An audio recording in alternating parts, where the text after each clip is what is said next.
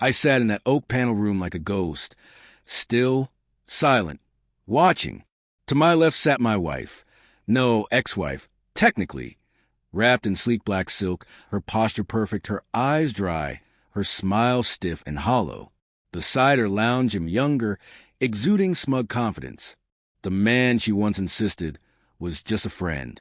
The man who now rested one arm lazily around her shoulders and the other on the tiny frame of a child who wasn't mine but should have been. The child called her mama, a word that used to pierce me with hope. Now it's sliced clean through with something colder.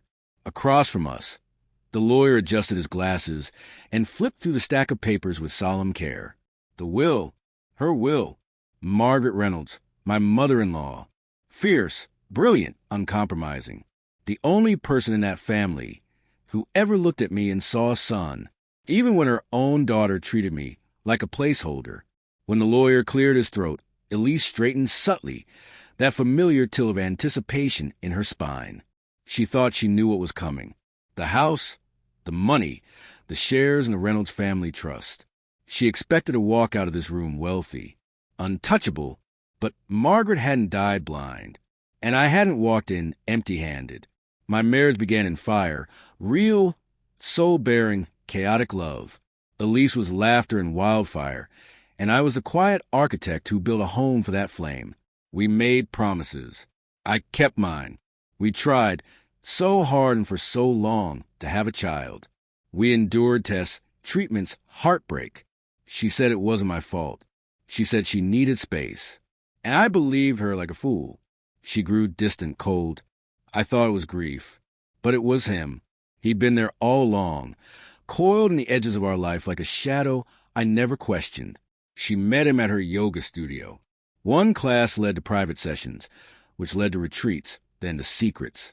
The first time I saw the baby, he was nestled in Elise's arms outside a coffee shop. She kissed his head with the reverence of a mother.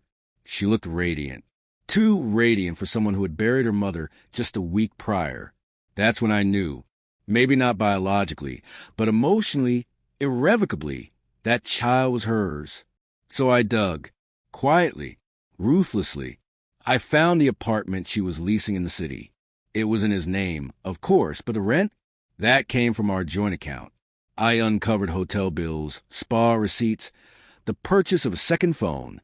I even found the nanny contract, carefully worded, carefully hidden. Still, I didn't confront her. That would have been too easy, too quick.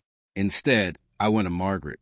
She was already ill by then, her body fading, but her mind still sharp as shattered glass. I sat by her bedside and showed her everything. The photos, the timeline, the falsified IVF records Elise had forged to manipulate me. Margaret didn't weep.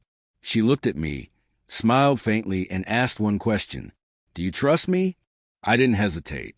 Always. She rewrote her will the very next day. I never saw the final version. She wouldn't let me. She just promised me this.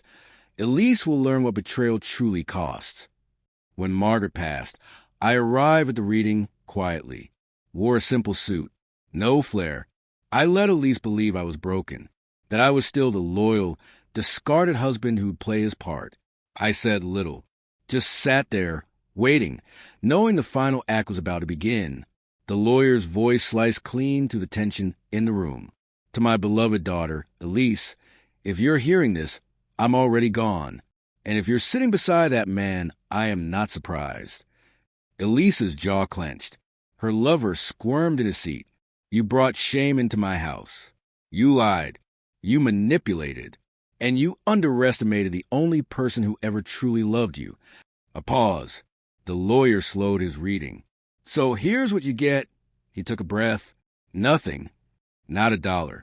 Not the house. Not the stocks. Not even the jewelry. Everything.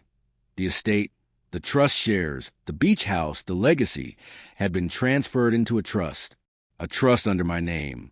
And then came the final cut, the blow that left the room breathless. To the man you betrayed and the son I chose. This is your legacy now.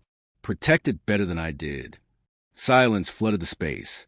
Thick, stifling. Elise blinked, stunned. Her lover cursed beneath his breath. The child whimpered. And me?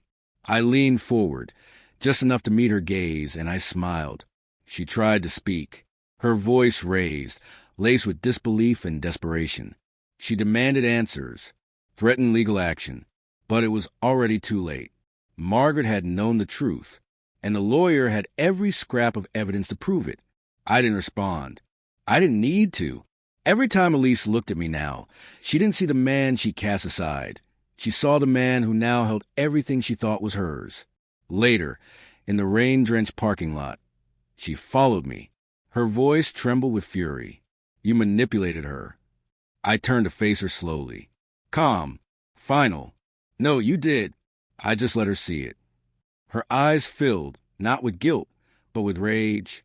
That bitter, helpless rage born from losing a game you thought you'd already won. You can't take my life away. You gave it away? I replied. Then I opened the car door, stepped inside, and drove off, leaving her standing in the rain, wrapped in silken silence. It's been 6 months. She lives in a cramped one-bedroom apartment now.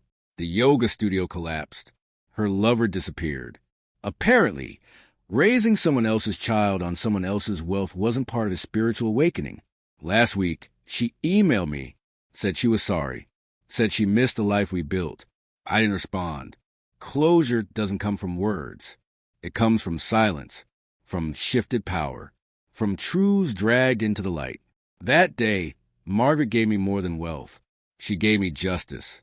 And Elise? She received exactly what she gave me.